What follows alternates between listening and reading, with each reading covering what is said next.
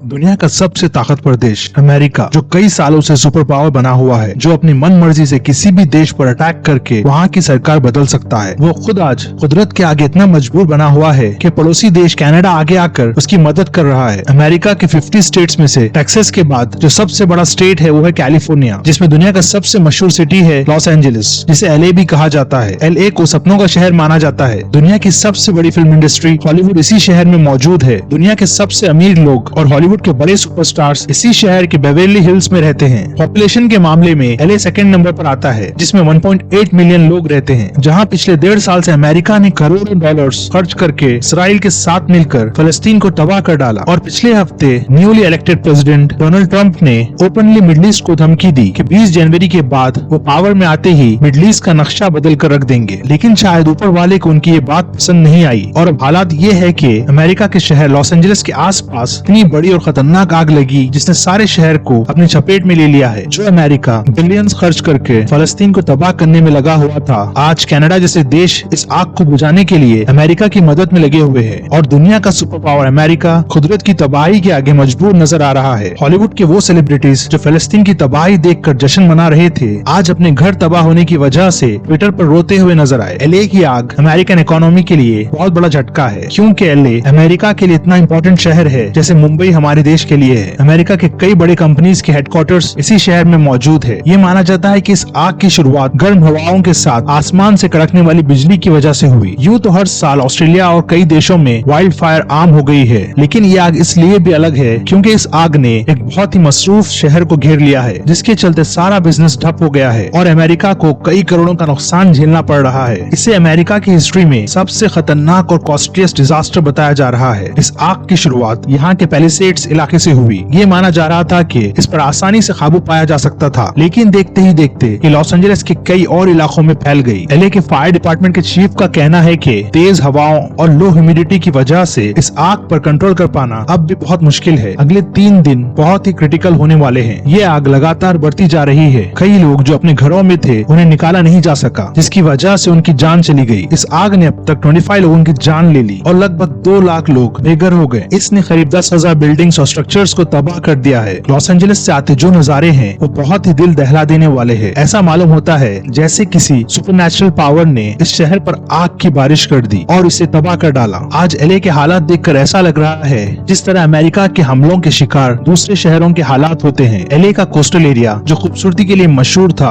आज वहाँ सिर्फ जले हुए खंडर नजर आ रहे हैं। इस आग से अब तक सिर्फ कुछ ही दिनों में $250 बिलियन का नुकसान हो चुका है, जिसकी चपेट में बैंक ऑफ अमेरिका की एक बहुत ही बिजी ब्रांच जलकर तबाह हो गई। इसके अलावा LA में मौजूद जिस लोगों की रिलीजियस प्लेस भी जलकर तबाह हो गई। हॉलीवुड फिल्म इंडस्ट्री को भी इस आग की वजह से बहुत नुकसान पहुंचा। कई फिल्मों की शूटिंग रोक दी गई। लॉस एंजलिस शहर समुद्र के किनारे होने की वजह से यहाँ पर ट्रेडिंग के लिए पोर्ट भी मौजूद है। इस आग के चलते पोर्ट ऑफ लॉस एंजलिस को भी बंद कर दिया गया, जिससे अमेरिका को डेली कई हजारों करोड़ का नुकसान हो रहा है। एक्सपर्ट्स का ये मानना है कि इस आग की वजह से जो टोटल डायरेक्ट और इनडायरेक्ट लॉस हुआ है वो कुछ दिनों बाद सामने आएगा, जिसे भर पाना अमेरिका के लिए बहुत मुश्किल होगा। नासा के सैटेलाइट डेटा के मुताबिक इस आग से उठता धुआं अर्थ के एटमॉस्फेयर में 30,000 फीट तक पहुंच चुका है, जो न सिर्फ कैलिफोर्निया बल्कि उसके आसपास के स्टेट्स तक फैल रहा है, जिसकी वजह से लोगों की हेल्थ पर इफेक्ट पड़ सकता है। अमेरिका की वाइल्ड लाइफ भी इस आग की वजह से बहुत बुरी तरह अफेक्टेड है। नेचुरल रिजर्व जो वाइल्ड लाइफ के लिए बने हुए हैं वो पूरी तरह जलकर तबाह हो गए हैं। जितना फायर फाइटर्स की टीम इस आग को कंट्रोल करने की कोशिश में है, उतना ही तेज हवाएं इस आग को फैला रही है। इसीलिए ये आग उनके कंट्रोल में नहीं आ पा रही है। अमेरिकन प्रेसिडेंट जो बाइडेन जो सिर्फ कुछ ही दिन के मेहमान हैं, उन्होंने इस आग को नेशनल डिजास्टर डिक्लेयर कर दिया है। एक्सपर्ट्स का ये मानना है कि ये आग हम इंसानों के लिए एक वेकअप कॉल है, जो क्लाइमेट चेंज का बहुत बड़ा एग्जाम्पल है। इस आग के बाद कैलिफोर्निया के लोगों को बहुत चैलेंजेस आने वाले हैं, क्योंकि अभी लाखों लोग बेघर हैं, जिनके घर जल चुके हैं। उनको दोबारा बनाने और इंफ्रास्ट्रक्चर को